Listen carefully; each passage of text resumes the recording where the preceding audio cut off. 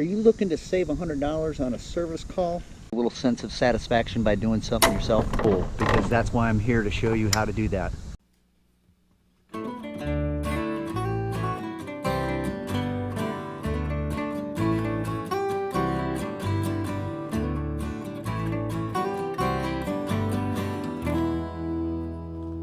Welcome to another installment of Plumbing with Tim. This is your first time to my channel? Welcome. Don't forget to click the subscribe button down below and ring the bell so that way you get a notification every time I release one of these awesome videos. Let's get right to it. So we're inside my guest bathroom in my own personal. I'll show you how to replace a toilet flapper all by yourself. Every flapper in every toilet is exactly the same. So the first thing we need to do is go over here by our toilet. And this is just a regular basic toilet, a Glacier Bay, a regular round front. Before we get into the tank, first thing we always want to do is go down here and cut our water off to the toilet. This valve is giving me a little bit of problems, but I must stick with it. Let me change hands here. Alright, a little bit further. I should probably heed my own warnings and replace this valve sooner or later, because it's giving me heck. Ugh.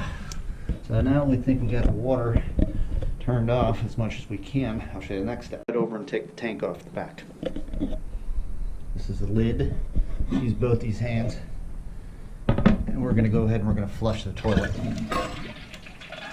Now that we've got the water pretty much basically out of the toilet, we're going to look down, and as you can see, this is a flapper down here. We're going to take and remove it. These are little dog ears on here. I'm going to take them, I'm going to pop them up and take it off. Now it's free. See, it's just hanging. The only thing that's holding on to it is that chain that's sitting right there, which you're going to remove here in just a moment. You can see this has been in here. It's probably the original one, and the bottom is starting to bevel out a little bit, which means the lifespan on this is probably on its way out.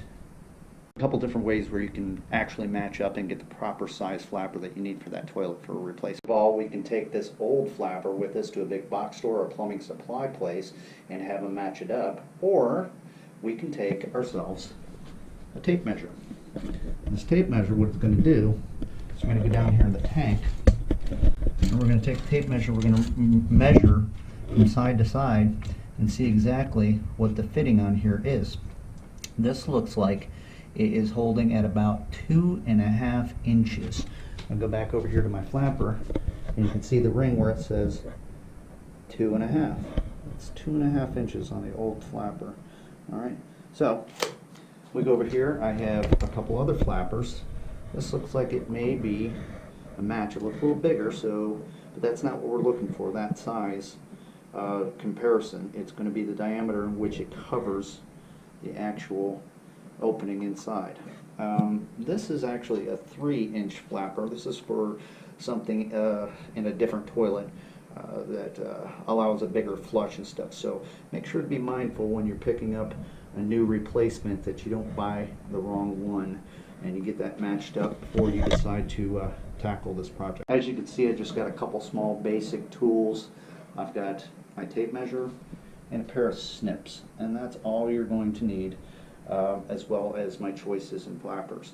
This is the old one that came out. This is the new one we're going to try to put in. So here we go. As you notice, this new one also has the dog ears. That's what's going to attach this flapper into the toilet. So here we go. We're going to go down here. See if you can watch me and check it out. One dog ear on. Let's get the second dog ear on. And we're going to retain this chain. Okay, so oops, looks like one of the dog ears came off, so make sure that mounts on there real good and it doesn't want to come off, or else your toilet will end up running.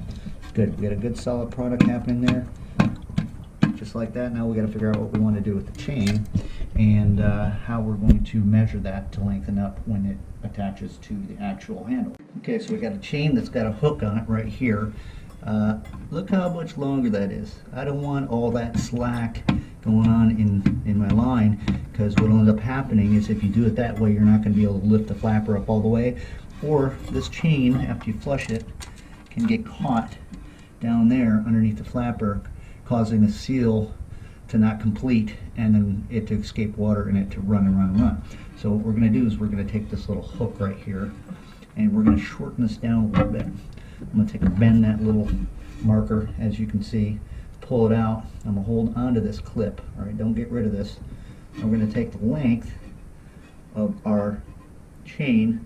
We're going to measure it up where the toilet handle right here, as you can see, and I'm going to line up a link that's close to the hole, which I'm finding right about there.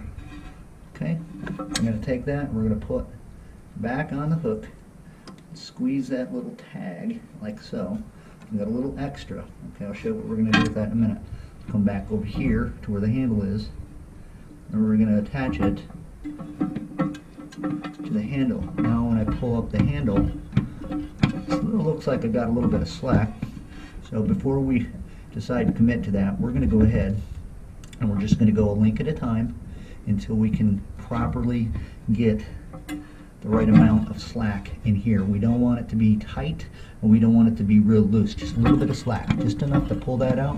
And usually on toilet handles there's 3 different options for holes. I like putting mine towards the end in this particular installation. Take a look at that. See that? Looks like a fairly good product. Just be on the safe side, what I'm going to do is I'm going to take and I'm going to put one more link out of here. This way I know I've got a good product. And this is going to go up and stay up the entire time when it's flushing. So now it's time for us to go back down here and turn this crappy little valve that I need to replace back on. As you can see, I got water dripping, so I'm going to have to probably get a pair of channel locks and tighten this nut up as you've seen in one of my other videos. For the time being, I'm going to put a little bowl underneath here to catch the water. Alright, need to back that water down just a little bit to stop it. Go back up here and take a look. And you can see the boat is filling. We want to get it to stop and then test our product. So give me just a second and I'll show you what happens. Alright, so now the toilet's stopped. Let's take a look and see how that flapper reacts. First thing I want to do is listen to make sure I got no water escaping due to maybe a wrong size flapper not sealing. And we're going to go ahead and we're going to flush and watch that flapper. It goes up, stays up, stays up, stays up, drops down, producing a great flush. So now we've got to do something with this excess chain that's hanging out here doing nothing. All it's going to do is give us a bunch of problems and cause possibly a leak.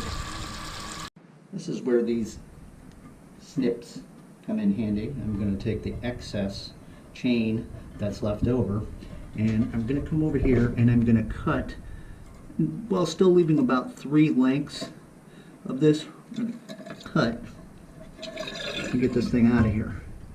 It might be a little tricky, so just take your time. Nobody's in a rush here today.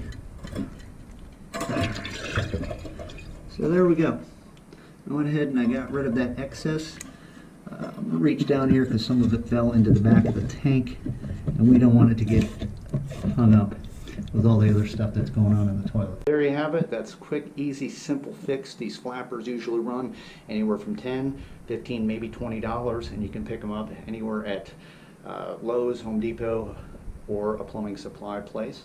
Hopefully this video has helped you out a little bit and it'll save you a few bucks, especially on a service call and the frustration of having to have a service technician come into your home. So don't forget to subscribe down below and give me a like and a comment. And until next time, this